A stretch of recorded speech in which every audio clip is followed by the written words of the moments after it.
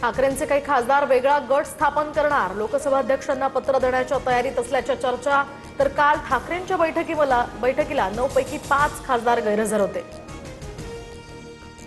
ज्याला जायचंय त्यांनी खुशाल जावं, त्यांचं भलं व्हावं। आजचा दिवस माझा नाही, पण उद्याचा दिवस नक्कीच माझा असेल। पक्षफुटीच्या चर्चांवरून खासदारांच्या बैठकीत उद्धव ठाकरेंची भूमिका। संजय राऊतांचा अचानक दिल्ली दौरा, ठाकरेंच्या खासदारांच्या हालचाली वाढल्यामुळे राऊत तातडीनं दिल्लीला जाणार। खासदारांच्या बैठकीनंतर आता उद्धव ठाकरेंनी आमदारांची बैठक बोलावली। 22 जूनला शिवालयमध्ये ठाकरे आमदारांना मार्गदर्शन करणार। पावसाळी अधिवेशनासह इतर मुद्द्यांवरही चर्चा होणार।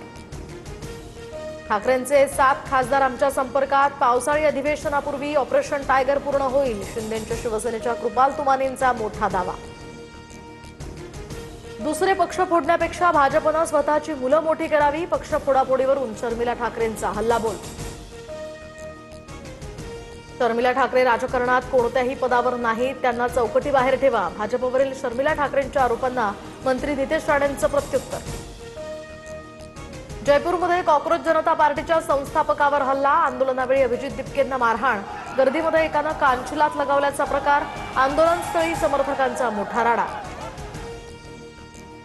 अभिजित दिपकेंवर हल्ला करणाऱ्यांना जमावाकडून चोप, तर जयपूरमध्ये आंदोलनस्थळी जमावाचा गोंधळ, पोलिसांकडून परिस्थिती नियंत्रणात आणण्याचा प्रयत्न।